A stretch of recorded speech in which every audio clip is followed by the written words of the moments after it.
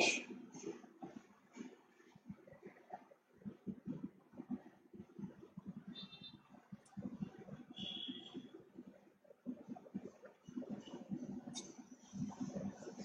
Everyone, very good evening. कैसे हो आप सब? I hope you all are fantastically good and आपकी पढ़ाई जोरों शोरों से चल रही होगी। आ जाइए बच्चों, quickly join in to this revision, to this crash course session, जहां पे मैं आपके साथ पेपर 6 ऑडिटिंग एंड एश्योरेंस की जर्नी ले रही हूँ। चलिए बच्चों, आज फिर से हम हाजिर है ये सीरीज को आगे बढ़ाने के लिए। प्रीवियस क्लास में हम लोगों ने काफी कुछ पढ़ रखा है। Yes, very good evening Suraj, Bhushan, yes, very very very good evening. Previous class में हम लोगों ने risk assessment, internal control as a chapter start किया था, जहाँ पे हम लोगों ने इंटरनल ऑडिट ऐसा वाला कंसेप्ट पढ़ लिया है, ऑडिट रिस्क वैसा वाला कंसेप्ट पढ़ लिया है, इंटरनल कंट्रोल का असेसमेंट कर लिया है। आज इवैल्यूएशन ये बातों पे फोकस रहेगा and today will be winding up this chapter. So चलिए फटाफट से आ जाइए। एंड हाँ जी people, don't forget to like the video, to subscribe to the channel and to comment below that how these kinds of session which we are taking are helpful for you all. I'm telling you, ये आपकी difficult journey में when we are forming a kind of helpful hand, we are really happy to be that helping hand for you all. So please do appreciate the efforts which every teacher at the age of like more than 50 Batra sir is taking, and everyone out in the team is taking wholehearted efforts for you all. So do appreciate that, do motivate us in order to do more and more which can help up for your preparation.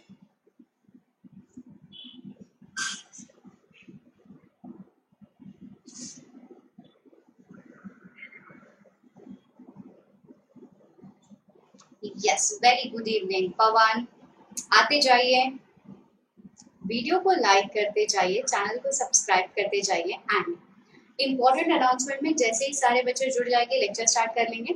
Announcement में बच्चों कुछ इस प्रकार है, जैसे मैंने आपको already कहा हुआ है, अब नवंबर 20 की एग्जाम जो है वो सर्टन हो चुकी है। Admit cards are released. I completely understand the chaotic situations with few students। कई सारे स्टूडेंट्स के साथ ऐसा हुआ है कि जो उनके सेंटर से वो काफी दूर आए हैं, वो ऐसे जोन में आए हैं जहाँ पे हम जा नहीं सकते। कुछ सेंटर्स ऐसे आए हैं जो प्ले ग्रुप, प्ले स्कूल्स है। नाउ ऐसी सारी सिचुएशंस में जहाँ जिनके भी सेंटर्स आए हैं, I just have one request to all the very students. बच्चों आप प्लीज थोड़ा सा धीरज धरिए। Within couple of days ICAI will come up with an announcement that what next they can do. ठीक है, सो प्लीज आप थोड़ा सा धीरज धरिए। जो भी प्लानिंग की गई है, जो भी अलॉटमेंट किया गया है of centres, I completely understand. Centres कुछ इस प्रकार आए हैं जो अराउंड 70 किलोमीटर 60 किलोमीटर दूर है घर से। सो इन सारी बातों को फिलहाल के लिए आपकी पढ़ाई पे इम्पैक्ट ना आने दें, आपकी तैयारियां चालू रखें and then just within a week or so you will get a final conclusion कि क्या हुआ है, क्या अनाउंसमेंट। ठीक है, and for this November 2020 also, if at all you feel that you are lacking a preparation, you can join our plus, a dedicated plus batch, जहाँ पे हम लोगों ने एक dedicated sessions रखे हैं and we have completed the depth analysis of this chapter. For November 20, we have already completed the batch. You can watch the recorded ones. You can also view our special batches, that is the success ladder batch, that is short batch. ये batch भी आप देख सकते हैं and I am sure you will be getting a high level of knowledge. Again for your May 21 preparation, अगर कोई भी बच्चा यहाँ पे May 21 की तैयारी कर रहा है, बच्चों very soon we will be launching that plus batch dedicated for May 21 exams also. So अगर आप ये प्लस बैच लॉन्च कर रहे हैं, खूब सारे बच्चों ने ले लिया है ये प्लस बैच। फ्रैंकली स्पीकिंग, जहाँ पे बच्चे कॉम्बो लेते हैं फाउंडेशन और intermediate, the prices are very less. ठीक है, सो जो लोग 2 ईयर्स के सब्सक्रिप्शन ले रहे हैं, या फिर जो सिंगल ईयर के सब्सक्रिप्शन ले रहे हैं, या फिर जो 1 मंथ के भी सब्सक्रिप्शन ले रहे हैं, if it all you apply my code we will be doing our bit and you will be getting that 10% off, and this is our way of giving you all back.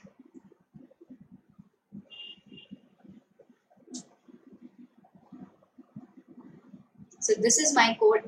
Any point of time you feel that you are running short of preparation, you need that additional push, you need that additional knowledge, you need that systematic and the planned batches, undoubtedly आंख बंद करके बच्चों subscribe the plus batch on Unacademy platform.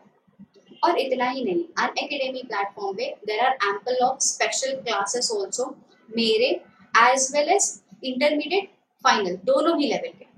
ये special classes में which is free of cost उन्होंने खूब सारी चर्चा with respect to your MCQ, live virtual batches with respect to the difficult topics ये करके रखे. So do visit the Unacademy application जहाँ पे आपको मेरे सारे ही फ्री कॉम्प्लीमेंट्री लेक्चर्स भी मिल जाए. So follow me on my Unacademy profile as well as Insta profile so that whenever we come up with the new sessions, you are quite well updated.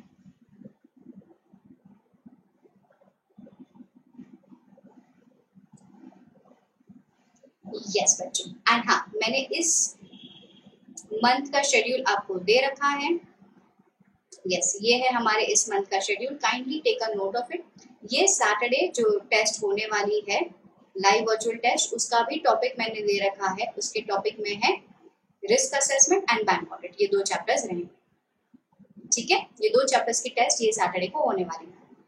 ठीक है बच्चों, आगे बढ़े. पक्का? श्योर? चलिए तो शुरू करते हैं आज का सेशन. बोलो श्री अम्बे मात की जय.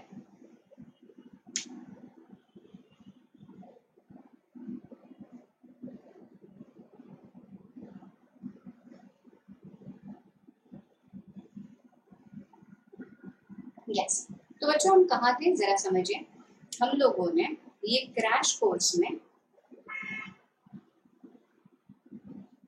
आपको इतने सारे टॉपिक्स पढ़ा दिए हैं. ये जो सारे ब्लू कलर से टिक दिख रहे हैं वो सारे टॉपिक्स हो चुके हैं. जो येलो कलर के टॉपिक्स है वो इस वीक का टारगेट है. तो ये येलो कलर से हो जाने के बाद आपका portion almost on the verge of completion होगा. ठीक है. यस आज हमारा टारगेट है इसे कंप्लीट करना, risk assessment and internal control. इस चैप्टर में हम लोगों ने internal audit, internal financial control, internal control over financial reporting, इन सारे कंसेप्ट को देख करके रखा है. आज हमें internal control, documentation of risk, इन बातों पे आगे बढ़ना है. ठीक है. यस पवन, ओल्ड सिलेबस में बैंक ऑडिट नहीं है. बराबर.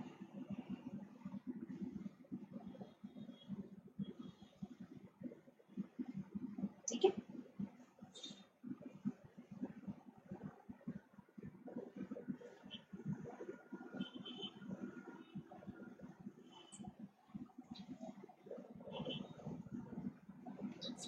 ओके.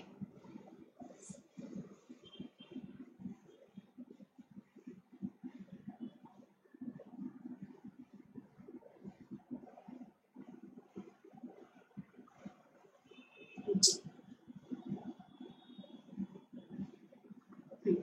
अब कल वाले क्लास में हम लोगों ने ऑडिट रिस्क ये पढ़ लिया है.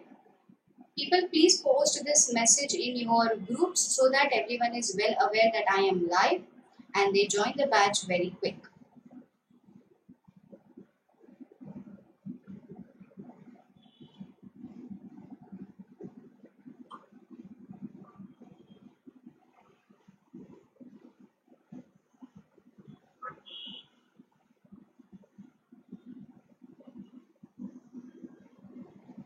I will also post it in the group.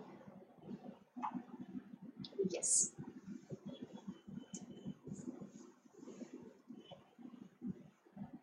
हाँ जी चलो डन डना डन. अब आगे बढ़ते हैं बच्चों. कल हम लोग ने audit risk does not include ये वाला पार्ट पढ़ लिया था. ये वाला पार्ट पढ़ लिया था. ऑडिट इंटरनल कंट्रोल का रिस्क असेसमेंट प्रोसीजर्स भी हम लोगों ने पढ़ लिया है. बेसिकली जहाँ पे OICAI वो सारा कंसेप्ट पढ़ लिया है। अब हमें आगे बढ़ना है with this. Yes, very good evening Ronita. हाँ जी, इंटरनल कंट्रोल। अभी इंटरनल कंट्रोल क्या होता है? Internal controls are the policies and procedures which are actually designed, implemented and maintained by TCWG and maintained by TCWG.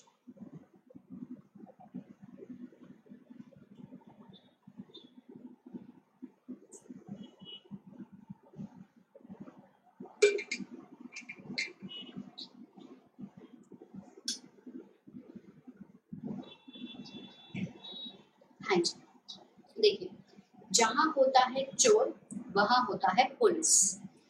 Audit में या फिर financial statement में चोर है मिसस्टेटमेंट एंड पुलिस है ये internal controls. So basically these are the controls which are designed, implemented and monitored, basically maintained by TCWG. ये है क्या, समझिए।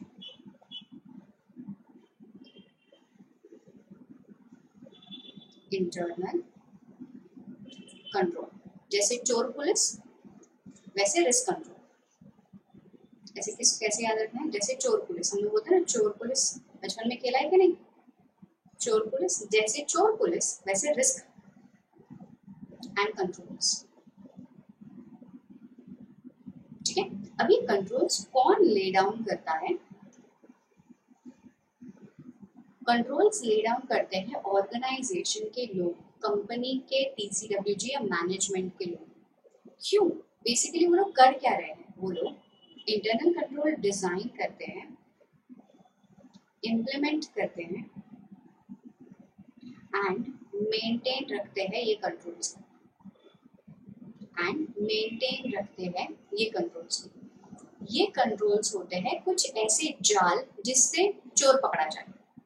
ठीक है, so internal controls are such kinds of जाल, जो हम लोग बोलते हैं ना ऐसी ऐसी ऐसी पद्धति, ऐसी पॉलिसीज जिससे चोर पकड़ा जाए। सेम सिस्टम होता है यहाँ पे भी। Internal controls are those kinds of policies and procedures which are designed, implemented and monitored, maintained by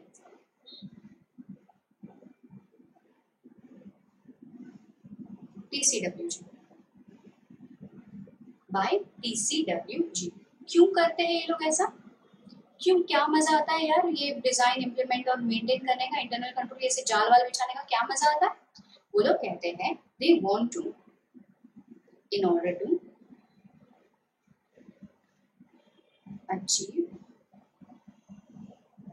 objective of RESA.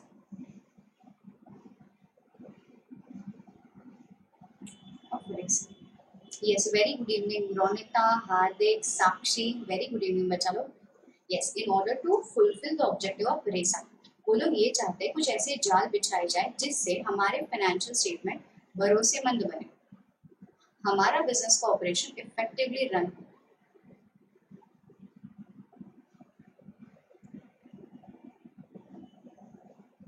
हमारे जो असेट्स है वो सेफगार्ड रहे,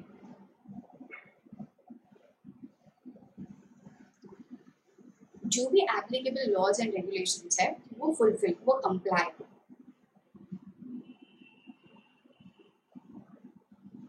एप्लीकेबल लॉज एंड रेगुलेशन। ठीक है, so what is internal control बच्चा लोग? What is internal control? Internal control and basically risk and controls, it is as good as चोर पुलिस। ठीक है, सो पुलिस इस चोर को पकड़ने के लिए जाल बिछाता है, वो जाल होता है इंटरनल कंट्रोल, वो पॉलिसीज एंड प्रोसीजर्स होता है internal control. Understood? So what is internal control? Internal controls are the policies and the procedures, are the set of procedures designed, implemented and maintained by TCWG of the organization. Basically management or TCWG.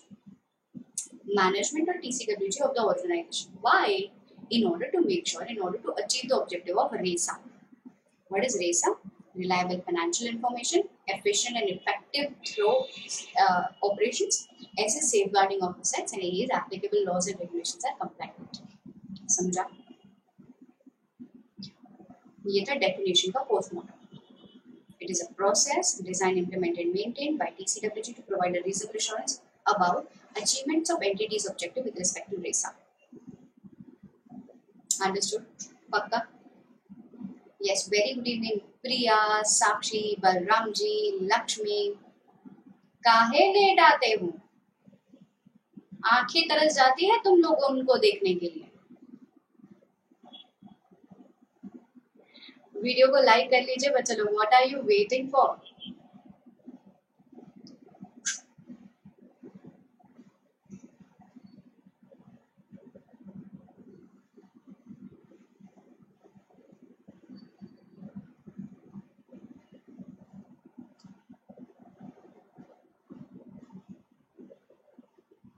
Yes, इतना done है? पक्का? Okay. Next, what are the objectives? Basically ICQ decide किया हुआ है, क्यों बन रहा है। What are the objectives of internal controls? Basically, objectives of internal controls are the transactions जो भी organization में transaction हुआ है वो authorized है। जो भी transaction organization में हुआ है वो all are recorded, promptly recorded। बच्चों मुझे इतना बताओ,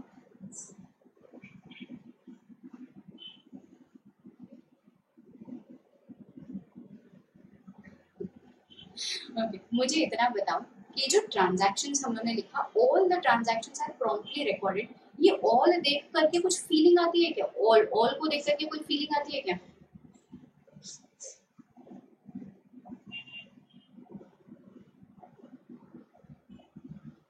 अरे साक्षी, यू आर चैम्प, ऐसा कैसा? ऑल को देख करके क्या फीलिंग आती है मुझे ये बताओ पहले, बताओ। Which assertion am I talking about?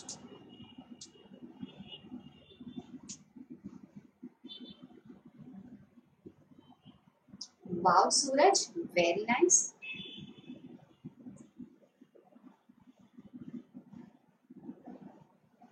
Completeness. Yes, it is completeness. Yes, ठीक है।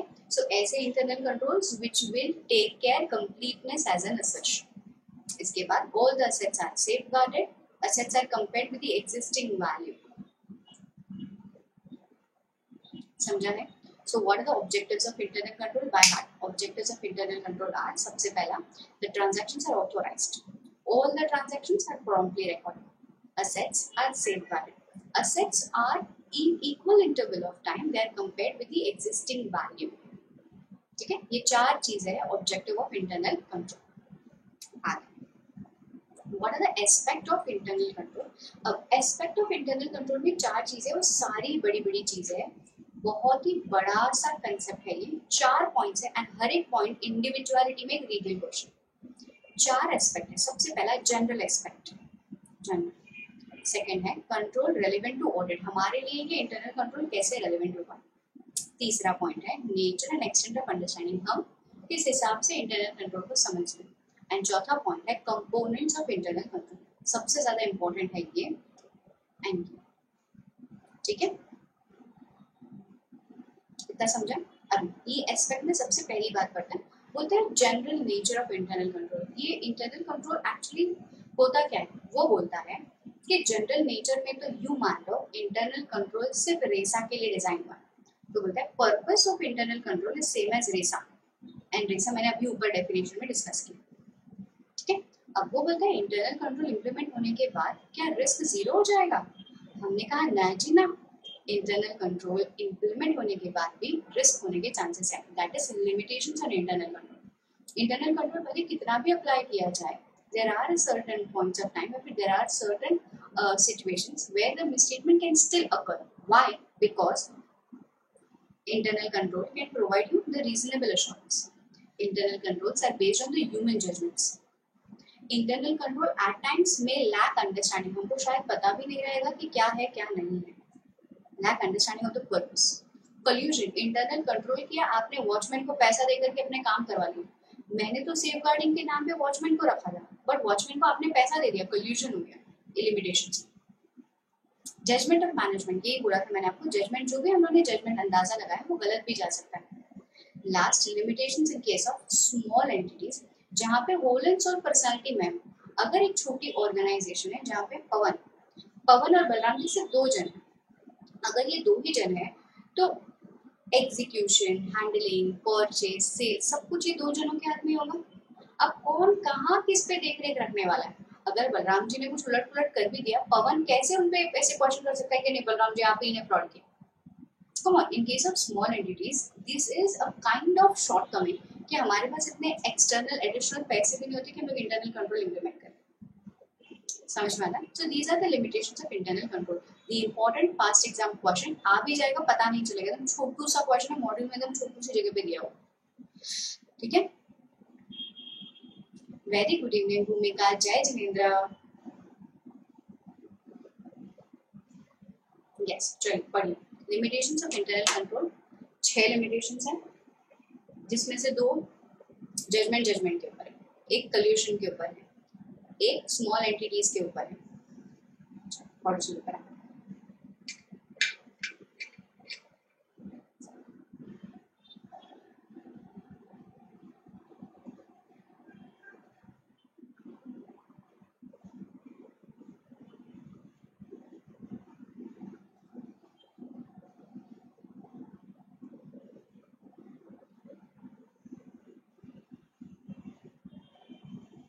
Very good evening Imran.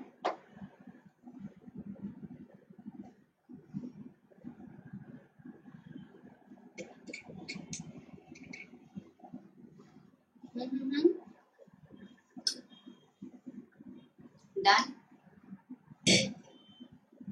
पक्का श्योर, 100%।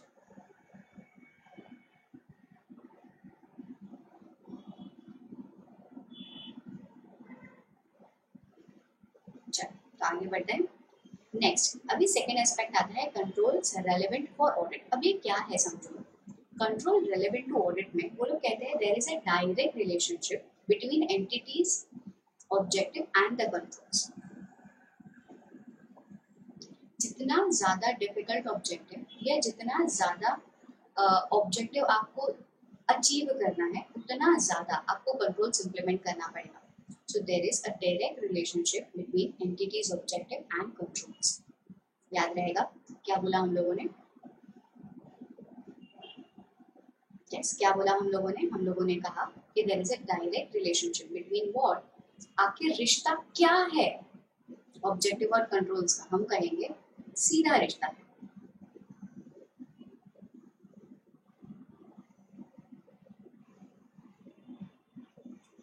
डन, ठीक है, it is a direct relation. MCQ नामक आ सकता है। Next, what are the factors relevant for auditors judgment with respect to controls? अब just wait, ठीक है, ये आंसर मैं पढ़ाऊँ उसके पहले एक क्वेश्चन इंपॉर्टेंट है जो मुझे आपसे पूछना है कि बच्चों समझो, जब भी आप कंट्रोल्स के बारे में चेकिंग कर रहे हो या फिर आप कंट्रोल्स के बारे में जानना चाहते हो, तो what all things you will consider? Risk ज़्यादा हुआ तो कंट्रोल ज़्यादा होना चाहिए, ऑर्गेनाइजेशन का साइज अगर बड़ा हुआ तो कंट्रोल ज़्यादा होना चाहिए, वॉल्यूम अगर ज़्यादा है कंट्रोल ज़्यादा होना चाहिए, रिस्क ज़्यादा है ज़्यादा होना चाहिए, कॉम्प्लेक्सिटी ज़्यादा है कंट्रोल ज़्यादा होना चाहिए। तो what is this? These are the factors which I have consider in order to see controls. बस यही आंसर है, समझो क्या है। Factors relevant to auditor's judgement about controls, materiality, amount बड़ा है, significant risk, size of the entity, nature of the business, diversity and complexity of operation. Diversity का मतलब क्या? कितना wide expanded business है। Next, application of laws, legal regulations, nature and the complexity of the system. यहाँ पे complexity of the operation है, ये है complexity of the system. System means financial information system, managerial system, any kind of system, a पद्धति, that is system. Next, how control prevents, detects and corrects misstatement. कि कैसे ये internal control PDC, the risk of material misstatement. What is PDC? अरे भैया post dated check नहीं, prevent, detect, correct misstatements. So these are the factors which you as an auditor will keep in mind in order to check controls. समझा है? पक्का sure?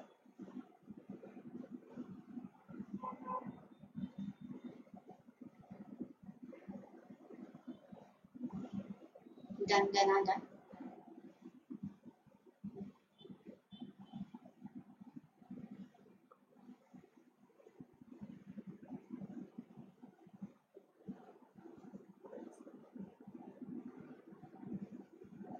आगे बढ़े. Next is nature and extent of understanding of the relevant controls. Basically मैं आपको छोटी सी चीज बताती हूँ कि जब भी आप इंटरनल कंट्रोल्स को समझते हैं या इंटरनल कंट्रोल्स को इवैल्यूएट करते हैं, कुछ चीजें आपको समझनी है, आपको अंडरस्टैंड करनी है. क्या अंडरस्टैंड करना है? You will have to evaluate the designs of the control. You will have to evaluate the procedures. You will have to evaluate the consistency. ये क्या है आपको खुद समझना है. It is E2C. आपको याद है डे 1, आई गेस डे 1 था या in the first class of standards, I made a chart and जहाँ पे मैंने आपको बोला था आप चेक करते हो वेदर आईसीज आर E2C और नॉट.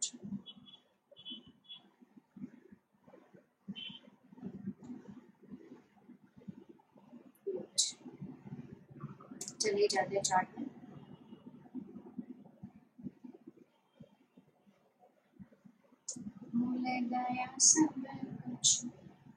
यस, ये वाला point, existence, effective and continuous. हम लोग जो भी टीओसी करते हैं ना, ये होता है हमारा अंडरस्टैंडिंग. हमको अंडरस्टैंड करना होता है कि whether the controls are designed. हमको ये इवैल्यूएट करना होता है कि क्या कंट्रोल्स है इन एग्जिस्टेंस. अगर है तो इसके इफेक्टिवनेस कितना है, इसके प्रोसीजर्स क्या है. इंटरनल कंट्रोल एकदम ही लेम इंटरनल कंट्रोल तो नहीं, इफेक्टिवनेस कितना है. एंड जो भी इंटरनल कंट्रोल है क्या वो कंसिस्टेंटली चल रहा है या नहीं. That is effectiveness and consistency.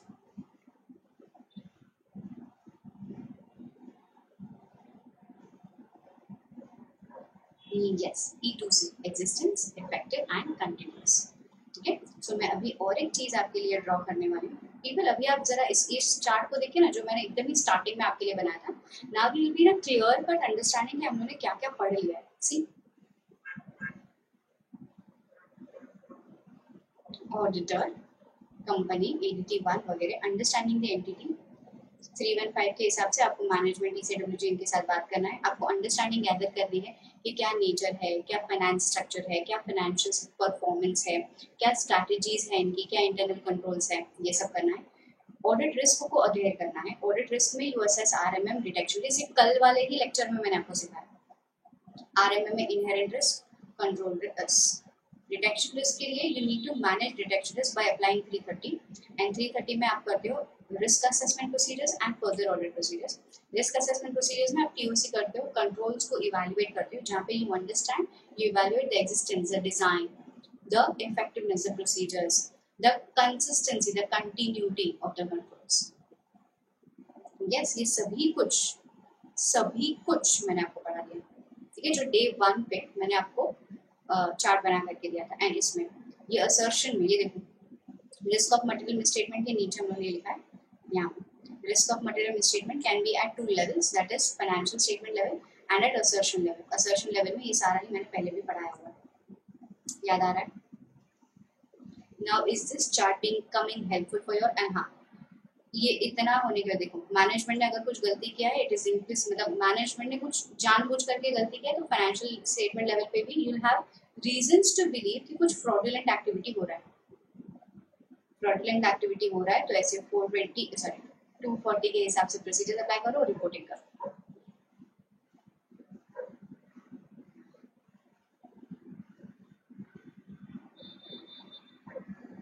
Does this make sense? Now are you in the position to visualize audit? Yes, अभी तो आपको पता भी चलना चाहिए. ये ना, ये पेज पे यहाँ पे ऐसा करके लिंक था. ये सैम्पलिंग में जो लास्ट पॉइंट था ना, वो ऑडिट डज नॉट इंक्लूड, ये वाला पॉइंट में लिंक्ड है. वो टर्मिनोलॉजी वाला पॉइंट ना यहाँ पे भी लिंक्ड है. Are you in the capable position to do that?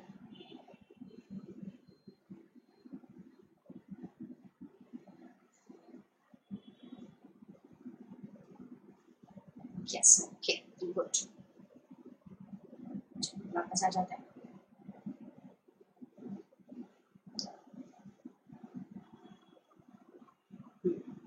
So nature and extent you understand the design, the procedures and the consistency. वहां पे लिख दीजिए IC is equals to E2C। Internal controls are existing, effective and continuous। इसके बाद components of internal control. What is components of internal control, जरा समझिए। Components of internal control के माध्यम से हम लोग ये बताना चाह रहे हैं कि इंटरनल कंट्रोल में क्या क्या चीजें रोल प्ले करने वाली हैं। सबसे पहली बात, चौथी बात, control environment. What is control environment? It is the environment in the organization, it is the environment in which the organization operates। ये एक प्रकार का हम कह सकते हैं, ये एक प्रकार का आउटर सिनेरियो है, ये एक प्रकार का एनवायरनमेंट है जिसमें कंपनी का काम हो रहा है। ठीक है ना। कंट्रोल एनवायरनमेंट में क्या क्या चीजें कंसिडर होनी है, इसे हम लोग मोटा मोटा हम लोग कंसिडर करेंगे इंटीग्रिटी। ठीक है, so you need to communication and enforcement of integrity, ethical values, commitment to competence. You also see के TCWG कितना पार्टिसिपेट कर रहा है। There are multiple movies I can relate to this, but frankly speaking ये ऐसा concept है जो आप याद कर सकते हैं, इजी कंसेप्ट है।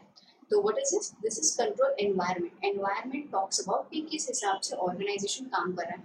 हम लोग देखेंगे कि मैनेजमेंट के एथिक्स कैसे हैं, वैल्यूज कैसे हैं, कितना कॉम्पिटेंस का जज्बा है इनमें, TCWG कितना पार्टिसिपेट कर रहा है, मैनेजमेंट का फिलॉसफी क्या है, ऑपरेटिंग स्टाइल क्या है, do they value employees, do they value their customers, are they in the intention to cheat their customers, ये सारा चेक करना। Organisation structure, structure is hierarchy, how the organisation is layered, assignments of authority and responsibility, किस हिसाब से किसको क्या काम या टास्क दिया जा रहा है, human resource policies and practices, कि किस हिसाब से रिक्रूटमेंट किया जा रहा है। Yes, it is CRISM, CRICM. Very nice, Ronita. Proud of you. Next is risk assessment. वो कहता है इंटरनल कंट्रोल रिस्क को कैसे असेस कर रहा है, ये प्रोसीजर्स कैसे बता पा रहा है कि यहाँ पे कोई तो रिस्क हुआ है। That is risk assessment. How do they manage assessing risk? Identification of business risk relating to the financial reporting objectivity. I'll tell you what is this. Whenever internal controls are implemented with the goal to fetch the financial reporting on track. जब भी मैंने ये सोच लिया है कि कुछ ऐसे कंट्रोल्स मुझे इम्प्लीमेंट करना है जिससे मेरे फाइनेंशियल स्टेटमेंट चौखे दिखे। अब मुझे ये जानना है कि तुमको पता कैसे चलेगा अगर गड़बड़ हो गई। बड़ा बातें कर रहे हो कि मुझे चाहिए मेरे फाइनेंशियल स्टेटमेंट रिलायबल, तुमको पता कैसे चलेगा अगर कोई गड़बड़ हो गई? That is risk assessment. How is the management aware, या फिर how is management in the capable position to assess the risk? That is identification. Identification of business risk. समझता है? ठीक है? Next, estimation of significance of risk, कि अगर कोई risk हो भी गया तो कितनी मात्रा में मिसस्टेटमेंट होने के chances. Next, assessing the likelihood, that is a frequency, कितनी बार ये मिसस्टेटमेंट होने के chances, that is occurrence, likelihood of their occurrence. And last, deciding about the actions to address those risk. अगर रिस्क हो भी गया तो अब फाइनली हम लोग कर क्या सकते हैं? ठीक है, so that is risk assessment procedures. I is information and communication. Information and communication is a very important component. So information and communication basically ये बात करता है,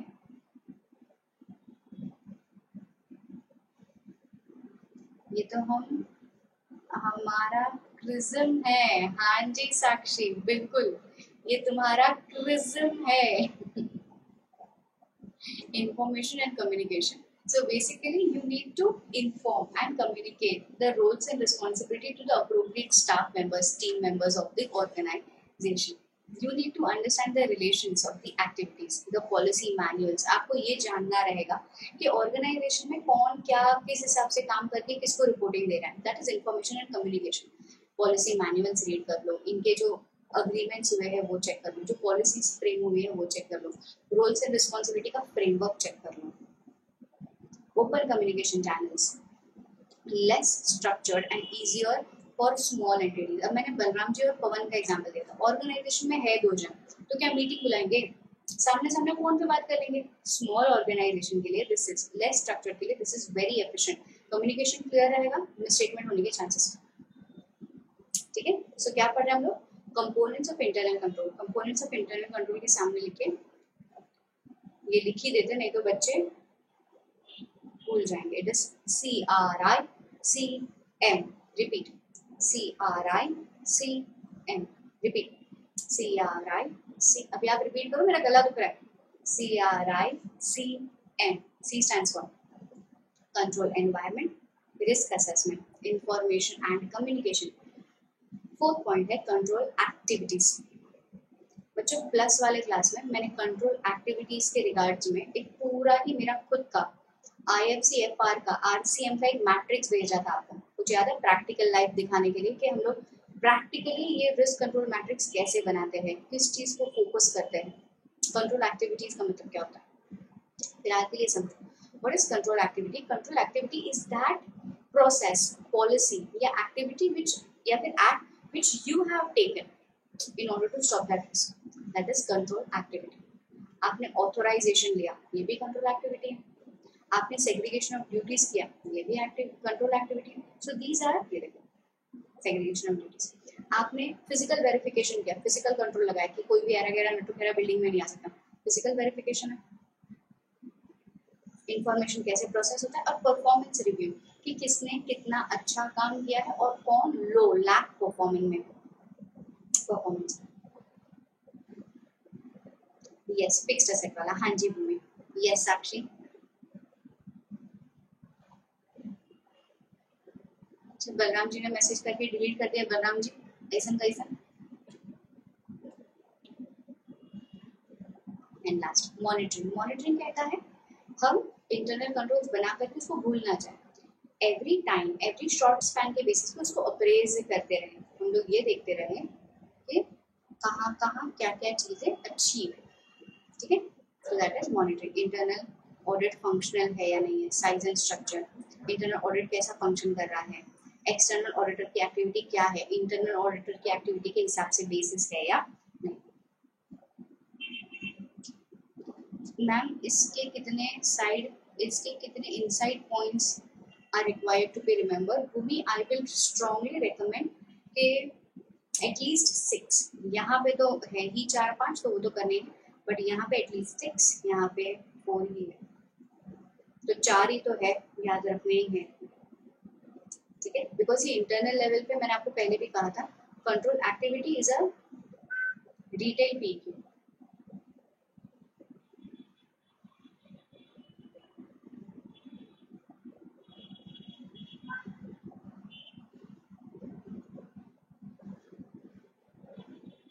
डन डन डन, कोई डाउट, कोई क्वेरीज, पक्का एस्पेक्ट यहाँ पे खत्म हुआ है।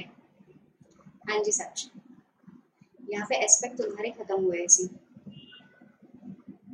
एस्पेक्ट में क्या क्या पढ़ना था, 4 चीजें तो पढ़ने की, कहाँ गया। General, nature and the characteristic, इसमें ये पढ़ा। कंट्रोल रेलेवेंट टू ऑडिट, वहाँ पे हमारा जजमेंट वाला पॉइंट पढ़ा। Nature and extent of understanding, वहाँ पे E2C पढ़ा, E2C। और कंपोनेंट्स में प्रिज्म पढ़ा, CRIC, समझा, पक्का पढ़ लेगा।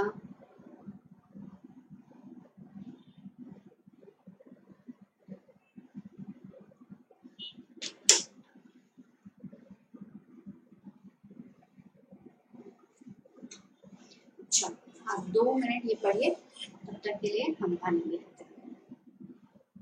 एक वाला ये जो येलो कलर से हमने इंपॉर्टेंट मार्क करके रखा है वो स्टेटमेंट पढ़िए ना, ऐसे जानी पहचानी सी फीलिंग आएगी, ये पढ़ाया हुआ है हमने। Shalini is not there in the class. Shalini wrote this statement when I asked the question of fraud in the test. Shalini is there in the class? I guess no. Shalini ने ये statement लिखा था, deterrent to fraud. जब मेरे fraud का test था तभी शालिनी ने ये स्टेटमेंट लिखा था। Read this.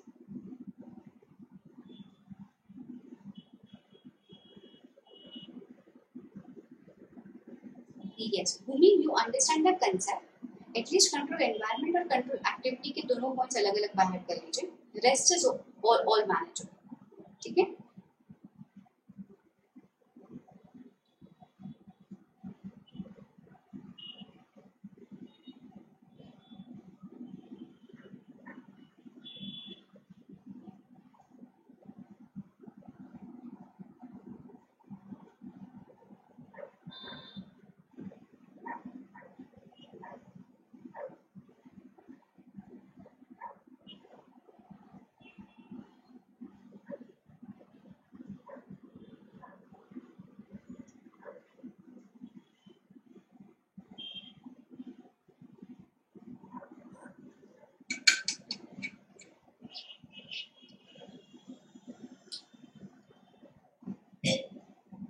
अब आगे बढ़े।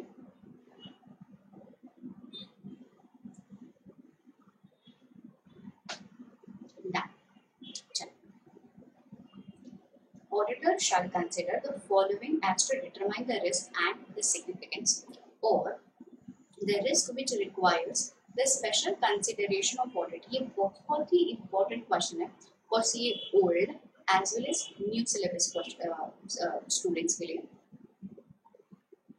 Special considerations and auditor इस हिसाब से रिस्क को फाइंड आउट करेगा which are significant. So समझो कौन से रिस्क इम्पोर्टेंट है भैया, ये बता दीजिए कौन से रिस्क सिग्निफिकेंट है. वो लोग कहते हैं कि सिग्निफिकेंट वो रिस्क है which is a risk of fraud, जहाँ पे ट्रांजैक्शन बहुत ही कॉम्प्लेक्स है, जहाँ पे कुछ अनदेखा अनसुना अनयूजुअल हो गया, जहाँ पे ऑडिट जहाँ पे मैनेजमेंट ये बोल करके बैठा it is my business none of your business. मतलब मैनेजमेंट सब्जेक्टिविटी लगा रहा है, बोलता नहीं मैं मेरे हिसाब से करूँगा हमेशा. There is a risk of uncertainty, कुछ अनुचित ना हो जाए, that is uncertainty. Next, there is a recent change in the economic development, basically GST आ गया, या फिर पैंडेमिक सिचुएशन आ गया, या फिर आपके डॉलर्स के रेट गिर गए बढ़ गए, कोई भी ऐसी इकोनॉमिक डेवलपमेंट हुआ है, अकाउंटिंग में डेवलपमेंट हुआ है, कुछ भी ऐसी नई अकाउंटिंग ऑडिटिंग कुछ भी नई चीज आई है. And understand every time whenever there is a new system being in place it is very difficult to digest. समझिए कि कुछ भी एक प्रोसेस या प्रोसीजर हम बरसों से फॉलो करते आ रहे हैं, अचानक से इसमें चेंज होगा, इसमें दिक्कतें आएगी इम्प्लीमेंटेशन में. अगर इम्प्लीमेंटेशन में दिक्कतें आ रही है तो गलतियां भी होंगी, अगर गलतियां हो रही है कोई एक शाणा उस गलतियों में से फ्रॉड कर ले. समझ में आता है. So that is significant changes in accounting, economic and other developments. Making sense? So what does this say? Which risk actually requires a special consideration? So we need to focus on the fraud risk, the complexity, the unusual transaction, the uncertainty, the recent developments. समझा? पक्का? Short. Yes. Next. अब देखिए ये खूब सारे risk हैं, मतलब खूब सारे चोर हैं, एंड उस चोर को पकड़ने के लिए हमारी पुलिस फोर्स भी रेडी है. ठीक है. So we have ample of risk in the organisation, we have implemented controls. जितना ज्यादा मतलब हर पुलिस ऑफिसर ना अपने आप में सिंघम है, इतना समझ में, मतलब हर कंट्रोल्स अपने आप में सिंघम है. तो क्या अगर हमारे कंट्रोल्स या फिर अगर हमारे इंटरनल कंट्रोल्स का जो एनवायरनमेंट है वो एकदम ही स्ट्रांग है, दैट मीन्स कि देश में दुनिया में कोई भी गलत काम नहीं होगा, दैट मीन्स ऑर्गेनाइजेशन में कभी भी रिस्क नहीं होगा. Is the satisfactory control environment absolute deterrent to fraud? Answer is no. Satisfactory control environment is not an absolute deterrent to fraud. समझ में आया? पक्का? श्योर? हाँ जी.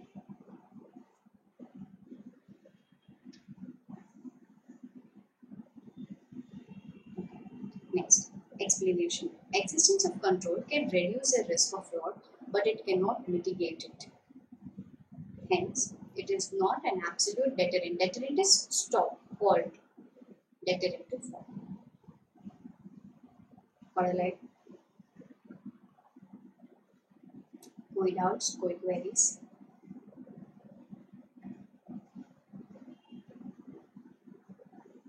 बोलिए.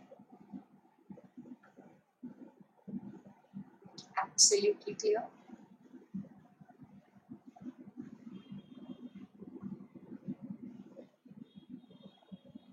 तो हम आगे बढ़ेंगे इंटरनल कंट्रोल के इवैल्यूएशन की ओर. आप एकदम ही चैप्टर के स्टार्ट में चले जाइए ना बच्चों. या इंटरनल कंट्रोल पढ़ा, इवैल्यूएशन अभी स्टार्ट करना है. ये इंटरनल कंट्रोल में हम लोगों ने खूब सारी बातें पढ़ी हैं, अभी हमको इवैल्यूएशन करना है. ठीक है. तो चले पॉइंट नंबर 5 पे, इवैल्यूएशन ऑफ इंटरनल कंट्रोल्स में.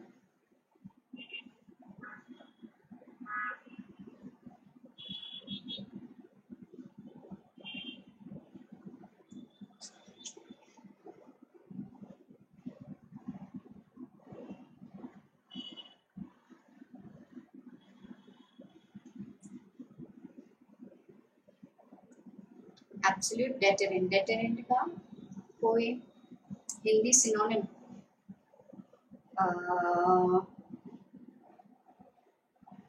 hindrance, stop it,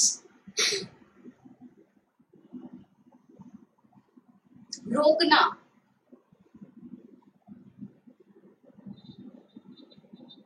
ठीक है।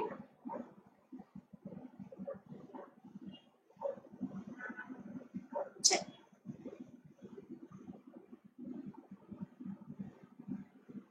अब आते हैं evaluation of internal control by auditor. अब ये देखिए, it is very important whenever you are planning your audit procedures, it is important to evaluate controls। तभी तो हम लोग बोलते हैं पहले TOC बाद में TOD। तो पहले TOC बाद में TOD। सो सबसे पहला कहता है बेनिफिट्स। खूब सारे बेनिफिट्स है इंटरनल कंट्रोल को इवैल्यूएट करने में। देखिए, अगर मैंने इंटरनल कंट्रोल्स को इवैल्यूएट कर लिया है, I will be in that situation, या फिर I will be in that capable position जहाँ पे मैं डिटेक्ट कर पाऊंगी एरर या फ्रॉड होने के चांसेस, मैं डिटेक्ट कर पाऊंगी एडिक्वेसी ऑफ द सिस्टम, मैं डिटेक्ट कर पाऊंगी कि अगर कंट्रोल्स नहीं है तो फ्रॉड कितना हो सकता है। So that is what the answer is talking about. Benefits of internal control evaluation, fraud and error कितना लाइकली है, कहाँ पे एडिक्वेसी है या नहीं है, इफेक्टिव इंटरनल ऑडिट डिपार्टमेंट है या नहीं है, administrative controls. What is administrative control? Supervision. Administrative controls अपने वर्क को, मतलब सी फॉर एग्जांपल हम लोगों ने साक्षी को बोल दिया है कि साक्षी आपको कंट्रोल्स, आपको ये देखना है कि कहीं कोई गड़बड़ ना हो जाए। तो हम ये देख रहे हैं कि जो एडमिनिस्ट्रेटिव है, जो इंसान है, वो इंसान इज बेरिंग अपॉन, मतलब उसको जो काम दिया है वो ढंग से फॉलो कर रहा है कि नहीं किया। आपने शायद वो कहानी सुनी होगी, देखो, whether any administrative control has a bearing of his work। ठीक है, आपने शायद ये कहानी सुनी होगी जहाँ पे लाइक किसी ऐसे पर्सन को उन्होंने काम दे दिया who is not so capable। हम लोग ऐसा बोलते हैं कि बिल्ली को दूध की रखवाली करने दे दी। ठीक है, सो in our sense we are talking about Billy is conducting internal control, Billy is actually safeguarding the milk, but वो जो एडमिनिस्ट्रेटिव पर्सन है he is not bearing of his work, मतलब वो इंसान अपने काम को शिद्दत से नहीं निभा रहा है। कुछ समझता है? Yes. Next, controls are adequate और नॉट, भरोसा किया जा सकता है कि नहीं। एग्जामिनेशंस, बेसिकली कितने एक्सटेंट तक, कितने डेप्थ में एग्जामिनेशन करना है। पॉलिसीज एंड प्रोसीजर्स, कोई ऐसे एरियाज हैं जहाँ पे कंट्रोल्स वीक हैं। सजेशंस, जहाँ पे हम लोग इम्प्रूव कर सकते हैं कंट्रोल सिस्टम। तो ये सारे बेनिफिट्स है ऑफ इवैल्यूएटिंग इंटरनल कंट्रोल्स। समझा? पक्का? नेक्स्ट, फॉर्मुलेटिंग ऑडिट प्रोग्राम, बहुत ही लल्लू सा क्वेश्चन है। जहाँ पे मैंने आपको स्ट्रैटेजिक प्लान एंड प्रोग्राम बताया हुआ है ना, वहाँ वाला क्वेश्चन है ये। Yes. So wherein you understand internal control system, you know internal control system whether they are actually in operations. You know whether it is running for a continuous period of time, throughout the period. Assimilate the controls. Assimilate is you put all the controls in a bucket and you evaluate कि क्या ये run हो रहे हैं, इनकी implications कैसे हैं। अगर कुछ weaknesses है, कोई भी lacking है, इसको कैसे remove किया गया है। Proper understanding will help the auditor to design their audit procedures. Yes, ये easy है, ये same as your program।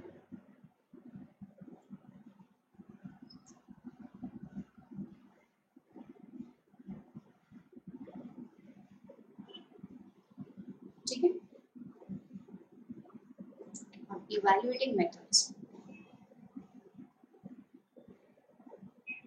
What is evaluating methods? ये जरा ध्यान दीजिए कि इंटरनल कंट्रोल को इवैल्यूएट करना है, इवैल्यूएट करना है, इवैल्यूएट करना है। हाँ जी बाबा, इवैल्यूएट करना है तो क्या बोलता है, इंटरनल कंट्रोल्स को इवैल्यूएट कीजिए आप एंड ये चीज के बारे में बताइए कि whether internal controls are appropriately functioning. तो मैंने उनसे पूछ लिया कि भैया इवैल्यूएट कैसे करूँ, कुछ मेथड्स है क्या? तो there are methods of evaluating internal controls. 4 methods हैं: narrative methods, checklist, क्वेश्चन है फ्लो चार्ट मतलब क्या? नरेटिव मेथड्स का मतलब होता है जहाँ पे आप नरेशंस के नाम पे फुल इन ब्रीफ मैनेजमेंट से इंफॉर्मेशन ले रहे हैं।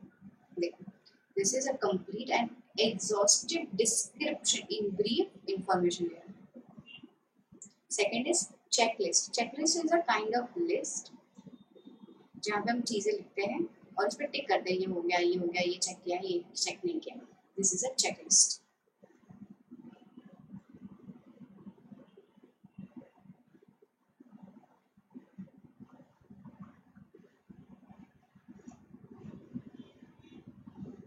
Next is questionnaire. What is questionnaire? It is a frame of question which is given to the management and वहाँ पे 3 columns दिए हैं।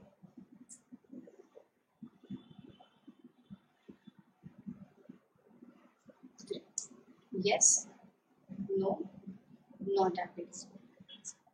This is a kind of management questionnaire. हम यहाँ पे क्वेश्चन लिखेंगे और मैनेजमेंट बोलेगा हाँ, yes, no, not applicable. So जो भी सिस्टम है वो मैनेजमेंट मार्क करके देगा। And last is flow chart.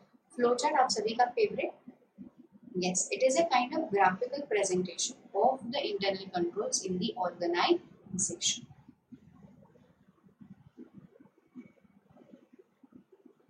Done बना डन? पक्का? श्योर? कोई डाउट? सो 4 चीजें बच्चों, repeat. Methods of evaluating internal,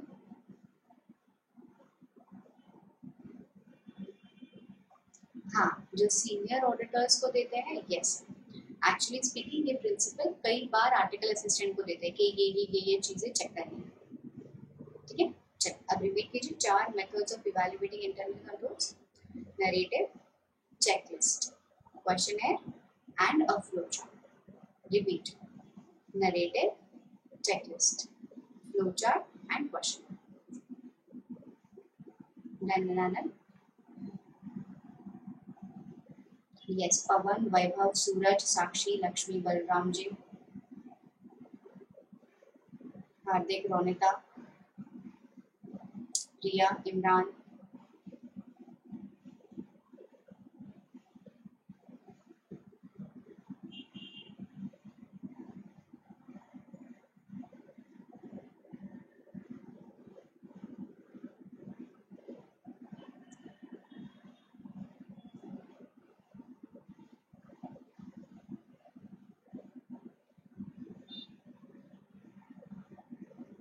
चल आगे बढ़े।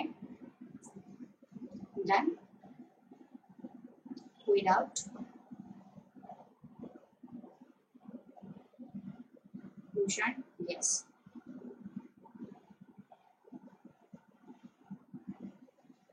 ओके,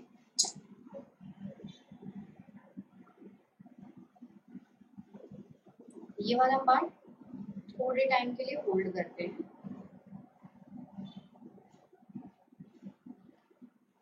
यहाँ पे आ जाते हैं। अगेन दिस इज समथिंग जो हम लोगों ने ऑडिट अंडर ऑटोमेटेड एनवायरनमेंट में कर रखा है। देखिए, जहाँ पे आईटी इंफॉर्मेशन टेक्नोलॉजी है, वो इंफॉर्मेशन टेक्नोलॉजी बेनिफिट्स भी देगा और थोड़े से रिस्क भी देगा। ठीक है, तो देखिए बेनिफिट्स में क्या है। देखो, internal control in automated environment, in IT environment. तो बेनिफिट्स में क्या है? बेनिफिट्स में ये है कि जो भी चीज़ें हैं वो कंसिस्टेंटली अप्लाई होंगी, कॉम्प्लेक्स कैलकुलेशंस है वो इजी हो जाएंगे। एनहांस अवेलेबिलिटी एंड टाइमलीनेस, आपको जो भी इंफॉर्मेशन चाहिए just on a single click आपको मिल जाएगा, additional analysis is possible, your bar graph, pie chart, just एक एनालिसिस का एक्सेल में आपको एक कमांड देना है and pie chart, bar diagram सब कुछ रेडी होकर के आता है। That is analysis. Next, it enhances the ability to monitor. अगर सिस्टम इन प्लेस है तो it will enhance the ability to monitor the performance. It will reduce the risk that the controls will be circumvented, that is bypassed.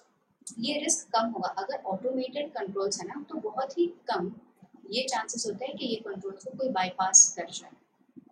And last, enhances the ability of effective segregation of duty, because systems are in place. एक इंसान पे load नहीं है, computers काम करके देगा तो segregation of duty बढ़ सकती। समझ में आया? पक्का? Sure? So repeat. What are the benefits? Complex, timeliness, availability, enhances the analytics. There are less chances that the controls will be circumvented. So what is it? It will also enhance the segregation of data. So what are these? These are the benefits of internal control. समझ में आ रहा है? पक्का? Sure?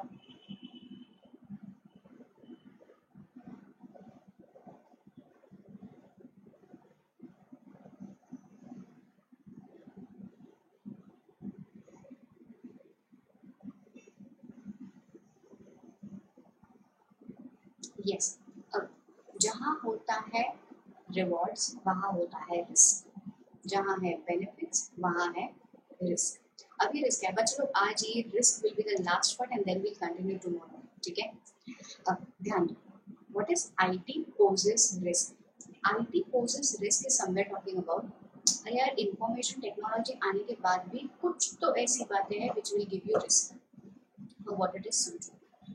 हो सकता है कि हम लोगों ने रॉन्ग कमांड दे दिया, हो सकता है हम लोगों ने इनएक्यूरेटली डेटा को प्रोसेस किया, इनएक्यूरेटली डेटा को प्रोसेस किया, या प्रोसेसिंग ऑफ इनएक्यूरेट डेटा क्या, अनऑथराइज्ड एक्सेस, या फिर unauthorised changes in master file, जिसको अनुमति नहीं थी उन्होंने जाकर के सिस्टम में चेंजेस कर दिया, अनऑथराइज्ड चेंजेस इन सिस्टम्स और programs, failure to make necessary changes, जहाँ पे हमको चेंजेस करना था वहाँ पे तो चेंजेस किया नहीं, इनअप्रोप्रिएट ह्यूमन इंटरवेंशन या फिर पोटेंशियल लॉस ऑफ डेटा। वो बोलता है इन इंफॉर्मेशन टेक्नोलॉजी हो करके भी कुछ तो रिस्क है, inaccurate processing of data, processing of inaccurate data, loss of data, unauthorized access, unauthorized changes in master files और systems, ये सारा ही है risk. failure to make necessary changes, ये सारा ही है risk, because information technology is there in place. हो सकता है ऐसी कोई गड़बड़ी हो जाए। समझ में आ रहा है? पक्का? अब मैं आपको कंसेप्ट ऑफ मटेरियलिटी यहाँ पे एक बार जरा देखिए, ये वाला पॉइंट मैंने जब भी आपको मटेरियलिटी सिखाया था तभी पढ़ाया हुआ था। Materiality and audit risk are inversely related, कुछ याद आ रहा है? जब भी मैंने आपको स्ट्रैटेजी वाला चैप्टर पढ़ाया था तभी मैंने पढ़ाया था ये one of my favourite topic, ये inverse relationship between materiality and audit risk. कुछ याद आ रहा है? जब मैंने स्ट्रैटेजी वाला चैप्टर पढ़ाया था तब ये पढ़ाया था, ठीक है? तो आगे वाला कंसेप्ट मैंने ऑलरेडी आपको पहले पढ़ा दिया है, materiality as already discussed in the earlier chapter number 4। Documentation of risk, ध्यान दो, डॉक्यूमेंटेशन ऑफ रिस्क में क्या है? डॉक्यूमेंटेशन ऑफ रिस्क में है कि क्या क्या चीजें रिस्क के रिगार्ड्स में आप लिखित में रखोगे, ठीक है? क्या क्या चीजें आप रिस्क के रिगार्ड्स में लिखित में रखोगे? सबसे पहला आप लिखित में रखोगे डिस्कशन, आप लिखित में रखोगे की एलिमेंट्स, कि आपने क्या समझा उसकी की एलिमेंट्स, आप लिखित में रखोगे आपको कौन सी रिस्क मिली है, आइडेंटिफाइड एंड असेस्ड रिस्क, आप लिखित में रखोगे the controls over assessed risk. Documentation of risk, क्या चीजें लिखित में रखोगे? सबसे पहला डिस्कशन, मैंने और आपने क्या बातें की, दूसरा हम लोगों को क्या समझ में आया है, दैट इज की एलिमेंट्स ऑफ अंडरस्टैंडिंग, तीसरा क्या रिस्क या फिर कौन सी रिस्क हम लोग ने आइडेंटिफाई या असेस की, चौथा जो रिस्क हम लोग ने आइडेंटिफाई या असेस की है उसके ऊपर कंट्रोल्स कौन से हैं। ये चार बातें हम लोग लिखित में रखते हैं।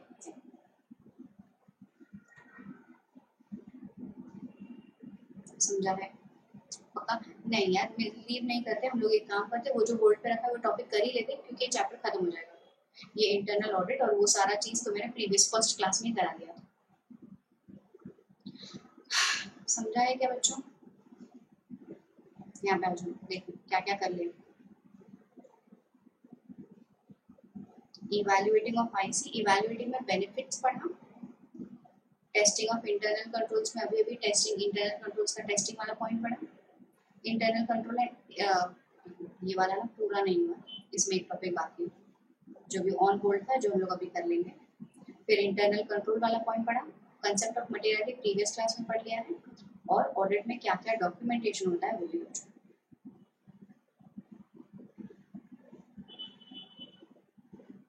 ठीक है, तो एक काम करते हैं, we'll complete that part also, such that the chapter will get over. Give me a break of half a minute, I'll have water and then we restart.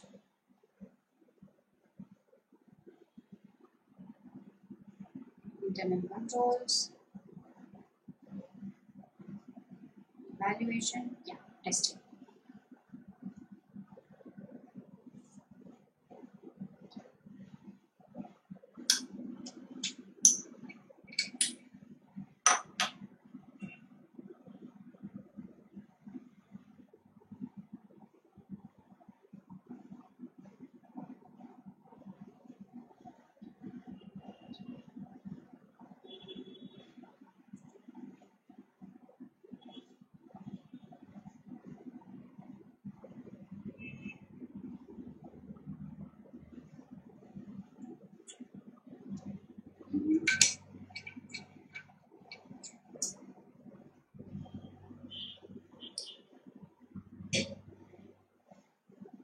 बहुत ही इजी है ये।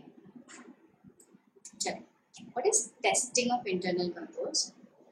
बेसिकली अब देखो, आपने कंट्रोल्स को जाना पहचाना, अभी आप आपके हिसाब से भी तो एविडेंसेस इकट्ठा करोगे।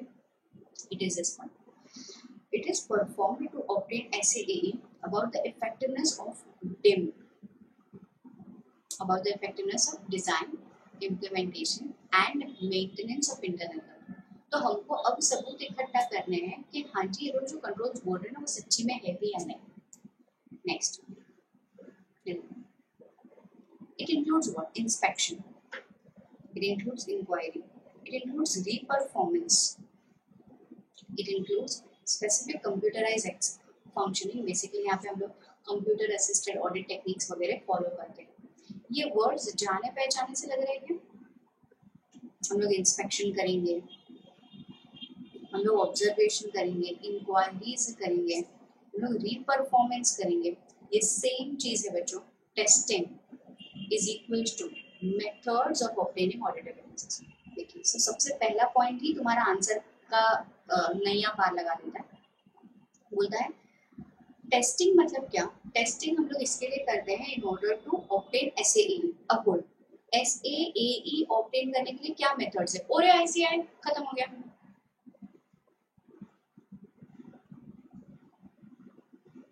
Reconciliation, systematic analysis. Understanding clear है कि क्यों यहाँ पे ओरे ICI आया है? क्योंकि टेस्टिंग कहता है, टेस्टिंग का मतलब ही ये है कि जो इंटरनल कंट्रोल आपने टेस्ट किया उसके लिए सबूत इकट्ठा करो। और सबूत कैसे इकट्ठा करेंगे? ऐसे ही ना, इंस्पेक्शन करेंगे, इंक्वायरी करेंगे, ऑब्जर्वेशन करेंगे, रीटेस्टिंग करेंगे, रीपरफॉर्मेंस करेंगे, कंप्यूटर असिस्टेड एप्लीकेशंस फॉलो करेंगे। ठीक है, वही तो लिखा है।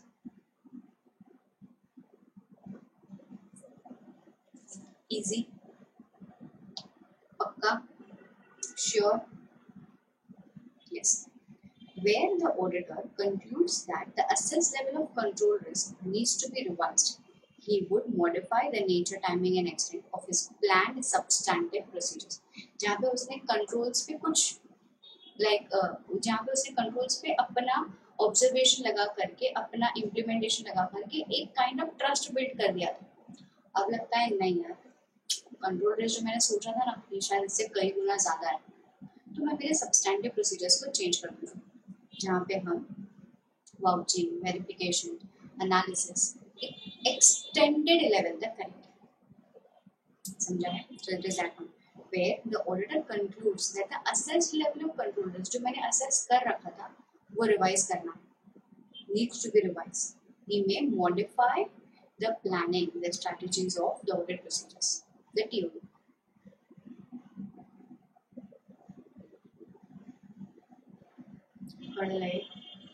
पक्का, श्योर। सो यहाँ पे आपका ये वाला चैप्टर एकदम ही खत्म होता है, डिफरेंस, एंड ये चैप्टर का यहाँ पे होता है हैप्पी एंड।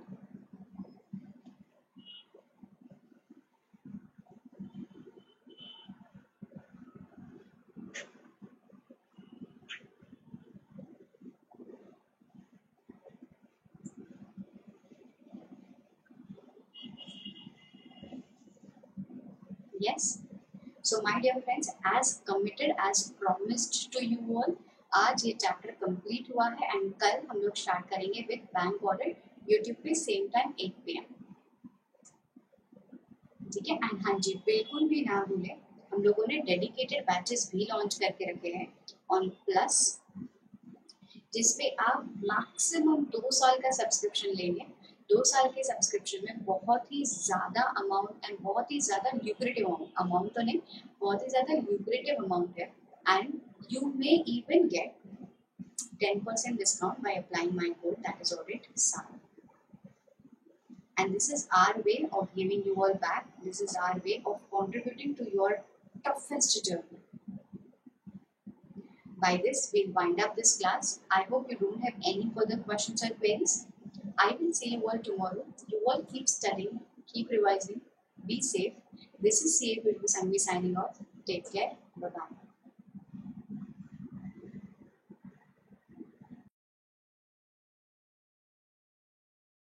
बच्चों, do like the video, do subscribe to the channel and follow me on Unacademy profile as well as on my Insta profile.